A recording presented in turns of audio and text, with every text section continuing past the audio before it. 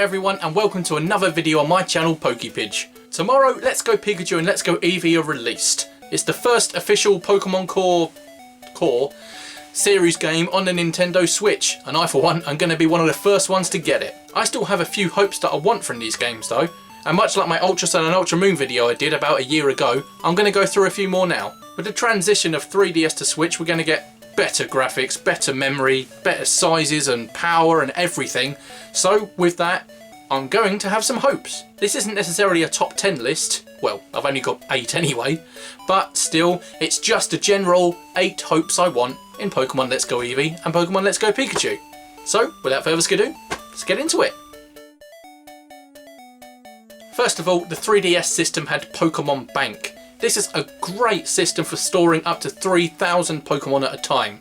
I'd like to see the equivalent for the Nintendo Switch. You can have multiple save files on this game, of course if you've got the different users on your Switch. So you can create yourself a second user like I have for some games. And it would be good to have that program where you could just take it from one save file, put it into Pokemon Bank, and then open up your other save file and get it in there. Because it'd be good to have a little bit of variety at the start of the game. For example, I'd love to start with a Ghastly, but you can't probably until Lavender Town, I'm assuming anyway. But it would just be good to have that system in place where you can have any Pokemon at any time. It'd be quite handy. Next up is a story for Mewtwo.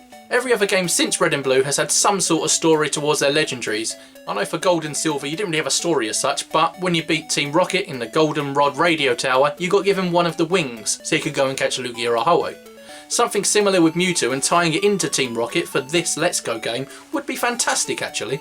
Especially in the anime where Giovanni had such a strong link with Mewtwo, until Mewtwo escaped, hence the start of the first Pokemon movie, but still it would be awesome to have something along those lines. I fully expect this to happen. I think it's basically been confirmed in interviews anyway, or at least heavily hinted at, and it'd just be something awesome. We have seen from the trailers that we are going to have Mega Evolutions. I am happy with that. I hope though they're not going to be a post-game thing, like you beat the champion of the Elite Four and then you can go and find all of the Mega Stones around the region. You can go up against Sabrina's Alakazam with your own Alakazam, but yours Mega Evolves. Maybe their gym leaders are going to Mega Evolve. Oh, that opens up so many new possibilities. Taking on Sabrina with a Mega Alakazam. This is going to be tough. But either way, it would be good to have the Mega Stones during the game like we do in X and Y and Omega Ruby and Alpha Sapphire. It really adds something special. You have the Pokemon in your party ready to get the Mega Stone. It's something to look forward to.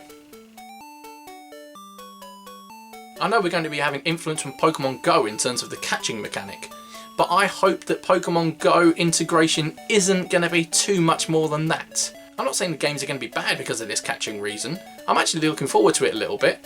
But, you know, I'm just hoping that it stops there. I know we've got the inclusion of the CPs now as well. I'll go along with that. We've still got levels as well, so I'll just stick with those. But I'm hoping there's not too much integration. I am, however, quite looking forward to the fact that I could go out to my local town centre, catch myself a Jigglypuff, for example, and then I can come back to my house and put it on the game and start playing with it in the Kanto region. You know, for example, maybe I'll get stuck in a certain bit in my game and I think, oh, I need a certain type of Pokemon, but I don't know where to get them. And I put Pokemon Go on, and in my garden, there's that type of Pokemon. I'm like, oh, brilliant, catch, transfer that across. I don't quite know how that's going to work for obedience, you know, how the original trainers are going to tie up. Maybe you can link one of your accounts with your Switch user. I don't exactly know how that's going to work, but I just hope that it stops there, though. Next up, I would like a return to the player search system. We had this in Generation 6, and it worked perfectly well. You could do your wonder trades, your battles, your normal trades. You could do anything on there. It was fantastic. When Generation 7 rolled along though, we had the Festival Plaza. This wasn't exactly ideal for people's liking. The fact that you had to literally go to a different location just to access this area, and then you had to go through certain logins, you had to go through the tutorial for Festival Plaza. It wasn't the most user-friendly interface, but the player search system was. You just click PSS, and there's your menu. Do you want a wonder trade? Do you want a trade? Do you want a battle? It was brilliant. I hope we get something similar to that in the Let's Go games, and I fully expect that we will, considering they're on the Switch, and they've just released Switch Online. Next up is something I said in Ultra Sun and Ultra Moon, and that is evolutions mid-battle. I fully don't expect this to be in there, it's just something I've wanted for a very long time. For example, you've got a Bulbasaur. It's level 15. You know it evolves at level 16. You go to take on Brock, he sends out his Geodude first. Your Bulbasaur comes out first, uses Vine Whip, takes out Geodude. It levels up to level 16. What's happening? It's evolving into Ivysaur. Out comes Onix, you've got Ivysaur. It makes it a bit more of an intense battle. I really want evolutions mid-battle, and if this is something we're going to get in the Let's Go games or even the Generation 8 games next year, then I will go crazy. For my next hope, I would like to see a twist on the Viridian Gym Leader and the champion of the Elite Four. So far in our trailers we've seen the first 7 gym leaders, we've seen the Elite Four, but we haven't seen the 8th gym leader in Viridian City or the champion. Usually your rival would be the champion and Giovanni would be the 8th gym leader in Viridian City. But they haven't shown this, so are they going to twist it around a bit? For example, in a Generation 2 games, when you go and visit Kanto, the gym leader of Viridian City is Blue, who's based off of Gary. Is Blue going to be the gym leader in Viridian City this time round in Let's Go?